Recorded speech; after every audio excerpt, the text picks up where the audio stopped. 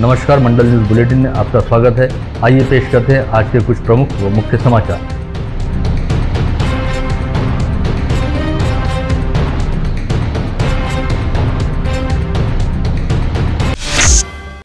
इस समय समूचे देश में कोरोना वायरस की दूसरी लहर कहर ढा रही है और विगत 24 घंटों के दौरान 3,16,000 नए संक्रमित मरीज सामने आए हैं, जिससे हालात लगातार चिंताजनक होते जा रहे हैं। देश में इस समय फैल रहे कोविड संक्रमण के लिए B.1.617 के रूप में चिन्हित किए गए कोरोना के नए वेरिएंट को जिम्मेदार माना जा रहा है और समूची दुनिया के स्वास्थ्य विशेषज्ञ इस नए वेरिएंट का अध्ययन करने के साथ ही इसके बारे में जानकारी प्राप्त करने में जुटे हुए हैं, जिसके तहत ये पता चला है कि कोविड वायरस का यह वेरिएंट सबसे पहले महाराष्ट्र राज्य के अमरावती जिले में पाया गया था और फरवरी माह में इसी नए वेरिएंट की वजह से अमरावती जिले सहित आसपास के जिलों में कोविड वायरस का संक्रमण फैलना शुरू हुआ और धीरे धीरे इस नए वेरिएंट के मामले समूचे देश में पाए जाने लगे। ऐसे में कहा जा सकता है कि इस समय अमरावती वेरिएंट की वजह से पूरे देश में कोविड संक्रमण की दूसरी लहर आई हुई है। हालांकि अभी तक यह बात पूरी तरह से पुख्ता साबित नहीं हुई है और इसकी पुष्टि करने हेतु और भी अधिक संशोधन करने की जरूरत है। ऐसे में इस समय कई शोधकर्ता इस वेरिएंट के बारे में अधिक से अधिक जानकारी जुटाने हेतु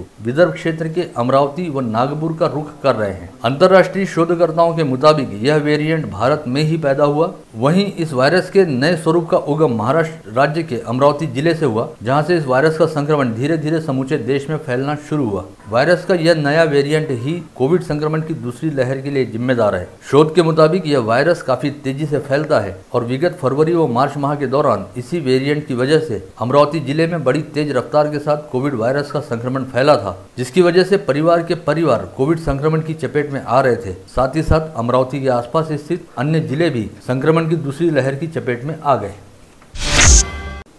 इस समय हर ओर कोविशील्ड व कोवैक्सीन जैसी कोविड प्रतिबंधात्मक दवाइयों की किल्लत को लेकर हड़कंप मचा हुआ है। इस बारे में पता चला है कि विगत 16 जनवरी से अब तक अमरावती संभागों को कोविशील्ड व कोवैक्सीन के 10,48,960 वैक्सीन प्राप्त हुए हैं, जिसमें से 11 लॉट के तहत कोविशील्ड के 8,15,700 तथा 7 लॉट में कोवैक्सीन के 2,33,260 डोज संभाग के लाभार्थियों हेतु स्वास्थ्य उप संचालक कार्यालय को प्राप्त हुए, जिनका संभाग के 5 जिलों में लाभार्थी संख्या अनुसार वितरण किया गया। जानकारी के मुताबिक अब तक अमरावती जिले को 2,58,200, अकोला को 1,59,030, बुल्ढाना को 2,50,670, वाशिम को 1,49,640 तथा यवतमाल को 2,21,420 प्रतिबंधात्मक वैक्सीन के डोज उपलब्ध कराए जा चुके हैं। किंतु इसके बावजूद इन दिनों वैक्सीन को लेकर जबरदस्त किल्लत देखी जा रही है। इस बारे में स्वास्थ्य विभाग के सूत्रों द्वारा दी गई जानकारी के मुताबिक इससे पूर्व पहले 2 चरणों में केवल हेल्थ केयर वर्करों व फ्रंटलाइन वर्करों को ही प्रतिबंधात्मक वैक्सीन लगाई जा रही थी। पश्चात 45 वर्ष से अधिक आयु वाले बीमार व्यक्तियों व 60 वर्ष से अधिक आयु वाले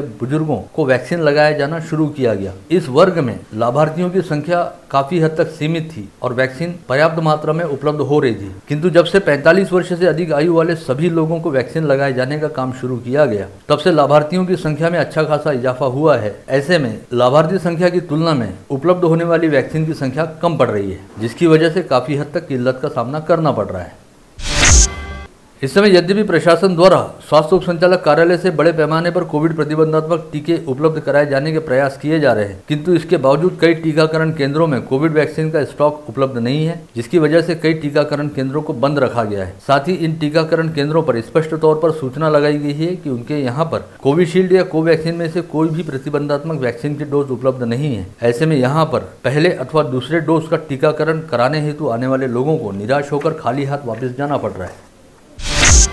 कोविड वैक्सीन को लेकर चल रही किल्लत के संदर्भ में पूर्व जिला पालक मंत्री व विधान परिषद सदस्य प्रवीण पोटे पाटिल द्वारा कहा गया, विगत 16 जनवरी से चल रहे कोविड टीकाकरण अभियान में जिला प्रशासन द्वारा बेहद शानदार काम किया गया, जिसकी वजह से संभाग में अमरावती जिले को सबसे अधिक कोवैक्सीन व कोविशील्ड के डोज प्राप्त हुए और अब तक अमरावती जिले में टीकाकरण का काम बड़े ही शानदार ढंग से चला। लेकिन इन दिनों कोविड वैक्सीन की आपूर्ति का समीकरण गड़बड़ा जाने की वजह से टीकाकरण का काम प्रभावित हुआ है। अतः वैक्सीन की उपलब्धता को लेकर प्रशासन ने और भी अधिक जोर लगाना चाहिए। किसानों की अपनी बैंक के रूप में पहचान रखने वाली अमरावती जिला मध्यवर्ती बैंक द्वारा 700 करोड़ रुपए के म्यूचुअल फंड के निवेश मामले में घोटाला होने की बात जिला मध्यवर्ती सहकारी बैंक पर नियुक्त प्रशासक सतीश भोसले द्वारा कराई गई ऑडिट में सामने आई है। इसी कारण प्रशासक सतीश भोसले ने ऑडिट रिपोर्ट के साथ इस मामले में कोतवाली पुलिस थाने में अधिकृत तौर पर शिकायत दर्ज की है। यह शिकायत उन्होंने 2 दिन पहले कोतवाली पुलिस को सौंपी, जिसकी पुष्टि कोतवाली के थानेदार राहुल आठवले समेत प्रशासक सतीश भोसले ने भी की है। इस शिकायत में जिला मध्यवर्ती सहकारी बैंक के मुख्य कार्यपालन अधिकारी जेसी राठौड़ समेत बैंक के चीफ इन्वेस्टमेंट ऑफिसर तथा 2 कर्मचारियों पर जालसाजी एवं गड़बड़ी के आरोप लगाए गए हैं। जिले में इन दिनों कोविड संक्रमण की वजह से होने वाली मौतों की संख्या लगातार बढ़ रही है। ऐसे में अस्पतालों से कोविड मृतकों के शवों को स्मशान भूमि तक पहुंचाने हेतु शव वाहिकाएं अब कम पड़ने लगी है तथा इन दिनों स्कूल वैन के रूप में प्रयुक्त होने वाले वाहनों को शव वाहिका के तौर पर प्रयोग में लाया जा रहा है। विगत 2 दिनों से ऐसे ही स्कूल वैन के जरिए कोविड संक्रमित मृतकों के शवों को हिंदू स्मशान भूमि में लाया गया। वहीं इन दिनों सरकारी कोविड अस्पताल सहित निजी कोविड अस्पतालों के सामने अपने मृत परिजनों का शव लेने हेतु उनके रिश्तेदारों व शव वाहिकाओं की भारी भीड़भाड़ देखी जा रही है। अमरावती जिले में 350 से अधिक ऐसे उद्योग हैं जिन्हें अपने कामकाज में ऑक्सीजन सिलेंडर की जरूरत पड़ती है। इनमें से जीवनावश्यक श्रेणी वाले उद्योगों को अलग रखते हुए गैर जरूरी उद्योगों को फिलहाल ऑक्सीजन की आपूर्ति पूरी तरह से बंद कर दी गई है। साथ ही उन्हें प्रशासन की ओर से स्पष्ट दिशा निर्देश दिए गए हैं कि वे अपने पास उपलब्ध ऑक्सीजन के खाली सिलेंडर प्रशासन को सौंप दें ताकि उनका उपयोग अस्पतालों में भर्ती मरीजों की जान बचाने के लिए किया जाए। लेकिन यह आदेश जारी होने के करीब 1 सप्ताह बाद भी प्रशासन को 2228 में से केवल 413 सिलेंडर ही मिले और अब भी करीब 1800 सिलेंडर उद्योजकों द्वारा अपने पास अटका कर रखे गए हैं। ऐसे में अब इसे उद्योजकों की नाफरमानी कहा जाए या संवेदनहीनता, यह अपने आप में विचार योग्य बात है। इस बारे में निवासी उपजिलाधीश डॉक्टर नितिन व्यवहारे द्वारा कहा गया, प्रशासन द्वारा अपील किए हुए 1 सप्ताह से अधिक समय बीत गया है। इसके बावजूद जिन लोगों ने ऑक्सीजन के खाली सिलेंडर नहीं लौटाए हैं, अब उनके यहाँ जब्ती की कार्रवाई की जाएगी। साथ ही ऐसे उद्योगों को कोविड संक्रमण पूरी तरह से खत्म होने तक सील भी किया जाएगा। शहर की उपमहापौर कुसुम साहू व मनपा उपायुक्त रवि पवार ने आज कोविड टीकाकरण केंद्रों को भेंट दी। मनपा द्वारा छत्रसालगंज में चलाए जा रहे टीकाकरण केंद्र को भेंट देने के साथ ही उपमहापौर कुसुम साहू व उपायुक्त रवि पवार ने वहां उपस्थित नागरिकों से संवाद साधा। साथ ही वहां उपलब्ध सुविधाओं का निरीक्षण करते हुए अधिकारियों को आवश्यक दिशा निर्देश दिए। इस समय कोरोना से बचने के लिए कोविड प्रतिबंधात्मक वैक्सीन का टीका लगवाना ही एकमात्र उपाय है। ऐसे में मनपा ने 45 वर्ष से अधिक आयु वाले नागरिकों के लिए जंबो अभियान शुरू करते हुए शहर के सभी वार्डों में टीकाकरण करना शुरू किया है। साथ ही इस दौरान टीका नहीं लगवाने वाले 45 वर्ष से अधिक आयु वाले नागरिकों के खिलाफ आगामी 30 अप्रैल के बाद मनपा द्वारा कार्रवाई की जाएगी, जिसके तहत जिन लोगों के पास टीकाकरण का प्रमाण पत्र नहीं होगा उनसे 500 रुपए का दंड वसूला जाएगा। शुक्रवार 23 अप्रैल को जिले में कोरोना के 652 नए संक्रमित मरीज पाए गए। इसके साथ ही कोविड संक्रमितों की संख्या बढ़कर 59,776 पर जा पहुंची। वहीं शुक्रवार को 24 घंटे के दौरान जिले के कोविड अस्पतालों में कुल 22 कोरोना संक्रमितों की मौत हुई, जिनमें 18 स्थानीय व 4 बाहरी जिलों के मरीजों का समावेश रहा। जिले में कोविड मृतकों की संख्या बढ़कर अब 847 पर जा पहुंची है। वहीं बाहरी जिलों के मृतकों की संख्या को जोड़कर यह आंकड़ा 939 पर पहुंच गया है। स्थानीय मृतकों में मनपा क्षेत्र के 11 व ग्रामीण क्षेत्र के 7 मरीजों का समावेश रहा। इसके अलावा शुक्रवार को जिले के कोविड अस्पतालों से 522 मरीजों को कोविड मुक्त हो जाने के चलते डिस्चार्ज दिया गया। जिले में अब तक कुल 52,675 संक्रमित मरीज कोविड मुक्त हो चुके हैं। साथ ही इस समय कुल एक्टिव पॉजिटिव मरीजों की संख्या 6,254 है, जिसमें मनपा क्षेत्र के 2,292 व ग्रामीण क्षेत्र के 3,962 मरीजों का समावेश है। इसमें से 1,777 मरीज कोविड अस्पतालों में भर्ती हैं। वहीं मनपा क्षेत्र में 1,198 तथा ग्रामीण क्षेत्रों में 3,279 मरीज होम आइसोलेशन में रखे गए हैं। आगामी रविवार 25 अप्रैल को दिव्य योग साधना ट्रस्ट द्वारा रायली प्लॉट स्थित अग्रसेन भवन में भव्य रक्तदान शिविर का आयोजन किया गया है। सुबह 8 बजे से अपराह्न 12 बजे तक चलने वाले इस रक्तदान शिविर में नागपुर की लाइफलाइन ब्लड बैंक को भी आमंत्रित किया गया है। डॉक्टर हरीश वर्भे द्वारा संचालित लाइफलाइन ब्लड बैंक द्वारा देश के कोने कोने में कोविड संक्रमित मरीजों हेतु प्लाज्मा उपलब्ध कराया गया है और अब तक अमरावती के जितने भी मरीजों को नागपुर से प्लाज्मा प्राप्त हुआ है वह डॉक्टर हरीश वर्भे की ब्लड बैंक द्वारा ही उपलब्ध हुआ। इस आशय की जानकारी देते हुए दिव्य योग साधना ट्रस्ट व अमरावती रक्तदान समिति के पदाधिकारियों ने अमरावती के सभी नागरिकों से इस रक्तदान शिविर में शामिल होकर स्वयं स्फूर्त तौर पर रक्तदान करने का आह्वान किया है, ताकि कई जरूरतमंद मरीजों हेतु रक्त उपलब्ध हो सके और उनकी जान बचाई जा सके। कोरोना काल में अध्यापन के अलावा प्रशासन की ओर से आपदा व्यवस्थापन की जवाबदारी का पालन करते हुए 31 दिसंबर 2020 के पश्चात मृत हुए शिक्षकों के परिवारों को 50 लाख रुपए का बीमा कवच प्रदान किया जाए। इस आशय की मांग प्रहार शिक्षक संगठन के प्रदेश अध्यक्ष महेश ठाकरे ने राज्य के मुख्यमंत्री उद्धव ठाकरे से की है। महाराष्ट्र प्रदेश भाजपा ओबीसी मोर्चा के सचिव योगेश वानखड़े ने मांग की है कि प्रशासन द्वारा कोविड सेंटर में उपलब्ध बेड, वेंटिलेटर व आईसीयू की जानकारी रोजाना उपलब्ध करानी चाहिए तथा इस बारे में इलेक्ट्रॉनिक व प्रिंट मीडिया के जरिए सरकारी व निजी कोविड अस्पतालों में उपलब्ध बेड संख्या की जानकारी दी जानी चाहिए। अमरावती बहुउद्देशीय दूध डेयरी एसोसिएशन की ओर से जिलाधीश शैलेश नवाल को एक ज्ञापन सौंपते हुए मांग की गई कि ब्रेक द चेन अंतर्गत संचारबंदी में दूध डेयरियों को रोजाना सुबह 7 से 1 बजे तक और शाम 5 से 8 बजे तक शुरू रखने की अनुमति दी जाए। इस ज्ञापन में कहा गया कि दूध यह जल्दी खराब होने वाला पदार्थ है, साथ ही आम लोगों की जरूरत के हिसाब से बेहद अत्यावश्यक भी है। इसके अलावा दूध डेयरियां अपने आप में प्रक्रिया उद्योग का दर्जा रखती हैं, क्योंकि दूध उत्पादकों से कच्चा दूध आने के बाद उस पर काफी प्रक्रिया करनी पड़ती है, जिसके जरिए दुग्धजन्य पदार्थों का उत्पादन होता है। इसमें अच्छा खासा समय लगता है, अतः दूध डेयरियों को संचारबंदी काल के दौरान कुछ अतिरिक्त छूट मिलनी चाहिए।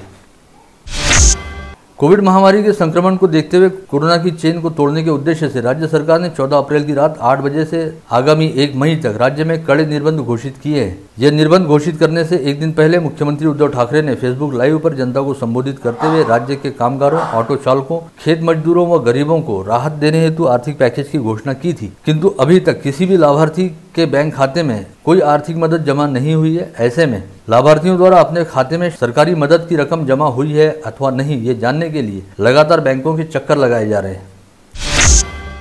इसी बीच अमरावती के सहायक उप प्रादेशिक परिवहन अधिकारी देशमुख ने मंडल न्यूज बुलेटिन को जानकारी देते हुए बताया कि हाल ही में उन्हें राज्य सरकार की ओर से एक पत्र प्राप्त हुआ है, जिसमें सरकार ने परमिट धारक ऑटो चालकों की संख्या जिला निहाय मांगी है। अमरावती जिले में वैध परमिट रहने वाले ऑटो रिक्शा की संख्या 5813 है।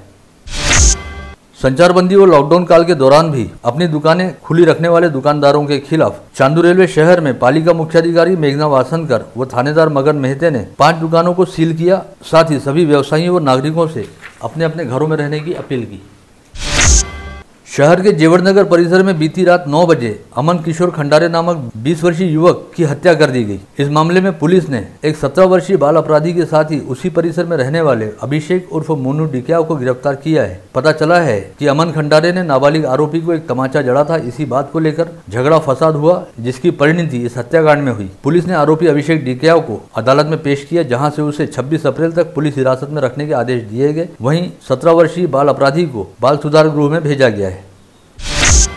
राजापेट थाना क्षेत्र के तहत शारदा नगर परिसर में करीब 1.5 माह पहले फिरौती के लिए 4 वर्षीय नयन मुकेश लुनिया के अपहरण का मुख्य आरोपी टकलू उर्फ इसरार मुख्तार शेख व अज्जू उर्फ अय्याज उस्मान शेख को इस अपहरण कांड में पूछताछ के लिए हिरासत में लेने हेतु राजापेट पुलिस का दल पिछले 3 दिनों से गुजरात के सूरत में डेरा डाले बैठा है। लेकिन सूरत न्यायालय से अब तक इन दोनों का प्रोड्यूस वारंट नहीं निकलने की वजह से इन दोनों आरोपियों की गिरफ्तारी में फिलहाल देर लग रही है। 3 दिन पहले ही इन दोनों को इस अपहरण कांड में पूछताछ के लिए हिरासत में लेने हेतु राजापेट पुलिस ने स्थानीय न्यायालय से रिक्वेस्ट लेटर हासिल कर लिया था, जिसे लेकर राजापेट थाने के पीआई मंठाले के नेतृत्व वाला दल गुजरात रवाना हुआ था। अमरावती जिला ग्रामीण पुलिस की अपराध शाखा एवं परतवाड़ा पुलिस ने संयुक्त रूप से अभियान चलाते हुए परतवाड़ा के मुगलाईपुरा में रहने वाले जाकिर उर्फ जाको अहमद, नासिर अहमद तथा अमरावती के लालखड़ी में रहने वाले दानिश इकबाल शरीफुर रहमान नामक 2 शातिर वाहन चोरों को गिरफ्तार करते हुए उनके पास से 13 मोटरसाइकिल जब्त की है। हिरासत में लिए जाने पश्चात दोनों आरोपियों को अदालत में पेश किया गया, जहां से इन दोनों को 25 अप्रैल तक पुलिस कस्टडी रिमांड में रखने का आदेश जारी हुआ है। अकोला के एटीएस दल ने कल आईपीएल क्रिकेट लीग मैच पर अकोला के खदान परिसर में चल रहे क्रिकेट सट्टा अड्डे पर छापा मारते हुए राजेश सचवानी व कमल सचवानी नामक 2 भाइयों को गिरफ्तार किया है। इन दोनों के पास से टीवी व मोबाइल समेत 40,000 रुपए का माल भी बरामद हुआ। ट्रक में निर्ममता से जानवरों को भरकर कटाई के लिए लेकर जाने वाले एक ट्रक को देवगांव फाटे पर रोककर तलेगांव दशासर पुलिस ने एक व्यक्ति को हिरासत में लिया। इस कार्रवाई में 5 गाय के साथ कुल 2,18,900 रुपए का माल बरामद किया गया है। आप देख रहे थे मंडल न्यूज बुलेटिन। हमारे चैनल को लाइक करें, शेयर करें और हाँ, सब्सक्राइब करना ना भूलें। कल होगी आपसे फिर मुलाकात, तब तक के लिए धन्यवाद।